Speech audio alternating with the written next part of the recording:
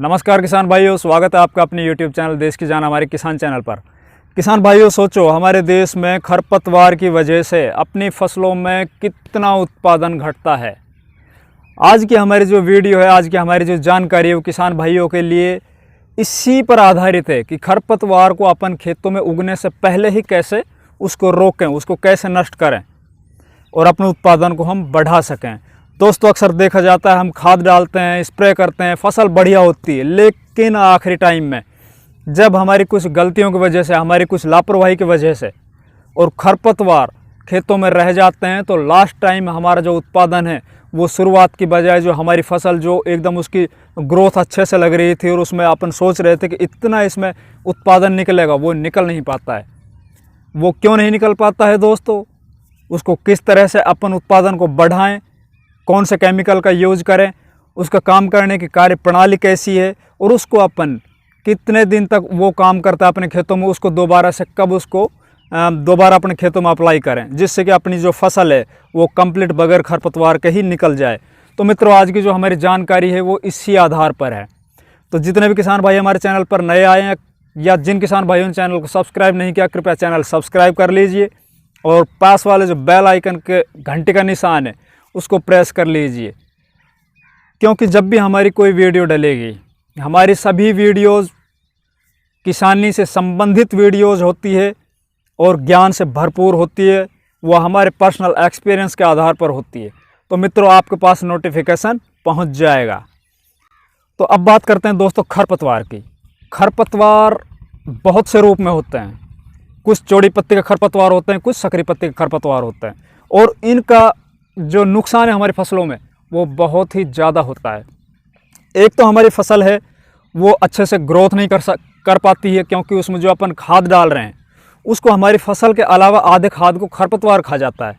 दूसरा, जब अपने खेतों में खरपतवार होगी तो उसमें इंसेक्ट बहुत ज़्यादा पनपते हैं, उससे हमारी फसल है उसमें रस चूसक कीट या चबाने वाले कीट है वो बहुत ज़्यादा आ जाएंगे। तो दोस्तों, आप लोगों ने काफ़ी जगह ये देखा भी होगा, सुना भी होगा और काफ़ी लोग आप लोगों को बताते भी होंगे, वो अलग अलग माध्यम से बताते होंगे कि हमारी फसलों में खरपतवार को किस तरह रोका जाए। लेकिन जो कुछ ऐसी महत्वपूर्ण जानकारियां हैं, जो बारीक जानकारियां हैं, वो शायद नहीं मिल पाई होगी कि अपन उसको यूज़ किस तरह करें। अपन शुरू में उसको एक बार स्प्रे कर दें, उसके बाद कितने दिन तक वो असर करता है और असर किस तरह करता है, और उसको दोबारा से खेतों में अपन अप्लाई करें तो किस तरह करें, डायरेक्ट स्प्रे से करें या फिर कुछ दूसरी विधि अपनाएं, और कौन कौन सी फसल में इसको अपन स्प्रे कर सकते हैं और किन किन खरपतवारों को ये रोकता है। तो मित्रों, आज मैं आप लोगों के लिए मेरे पास ये रखी जो मैं अपने स्वयं स्प्रे करता हूँ, वो पेंडामेथिलिन के बारे में आप लोगों को आज मैं बताने जा रहा हूँ। ये 30% EC फॉर्मुलेशन के साथ आता है। मित्रों, बहुत अच्छी ये हर्बिसाइड है और ये खरपतवार नाशक अधिकतर फसलों में, मैं ये नहीं बोल रहा हूँ कि कंप्लीट सभी फसलों में, ये अधिकतर फसलों में अच्छे से काम करता है। और जो इसके काम करने का जो तरीका है, अपन इसमें स्प्रे कर देंगे, स्प्रे करने के बाद सिंचाई कर देंगे या सिंचाई करने के बाद स्प्रे कर देंगे। दूसरी विधि दोस्तों मैं जो बताऊं तो वो खाद में मिला के, जो हम अक्सर करते हैं, क्योंकि मज़दूरों को कभी कभी शॉर्टेज हो जाती है, तो अपन खाद में मिला के, यूरिया में मिला लीजिए, पोटास में मिला लीजिए, इस तरह के खाद में या मिट्टी में मिला लीजिए। तो इन सभी में मिला के आप जो भी आपके पास अवेलेबिलिटी हो और उसको अपने खेतों में फेंक दीजिए, बुरकाव कर दीजिए, उसके बाद आप सिंचाई कर दीजिए।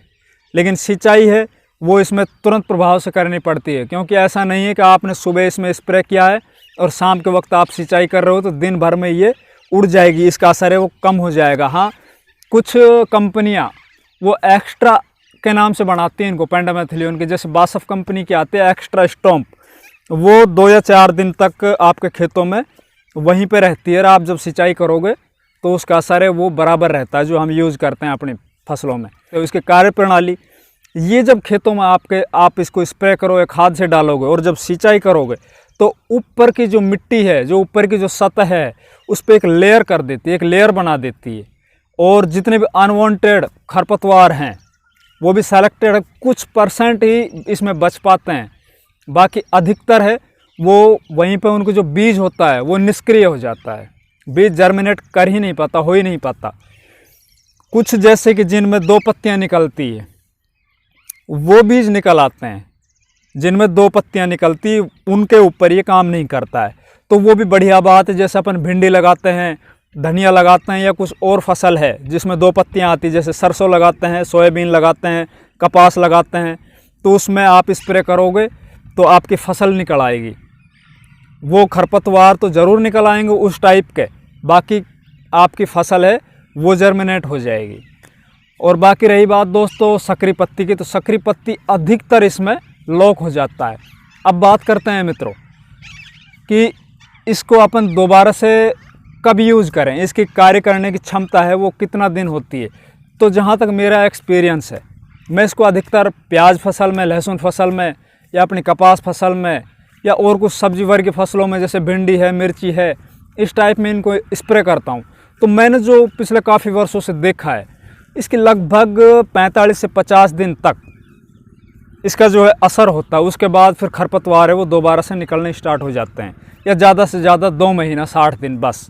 या फिर अपन कभी जैसे कि ऊपर की जो लेयर है वो अगर हमसे वो टूट जाए, जैसे कि अपन कोई खरपतवार निकल भी आया है और उसको दराती से निकालेंगे या खुरपे से निकालेंगे, तो जहाँ पे वो लेयर हटी है, जो मिट्टी हटी है, वहाँ से वो दोबारा से जर्मिनेट हो जाएगा। तो उसके लिए दोस्तों अपनी फसलों में आप इसको 2 बार यूज़ कीजिए। एक बार यूज़ करने के बाद आप लगभग 45, 50 या 60 दिन पर फिर दोबारा से इसको स्प्रे मत कीजिए। इसको फिर आप कोई खाद में मिला के या मिट्टी में मिला के इस तरह से आप, या फिर आप सिंचाई के माध्यम से इसको आप टपका कर भी दे सकते हो। आपके खेतों में पानी चल रहा है, क्यारियों में, तो आप इसको टपक विधि से भी दे सकते हो।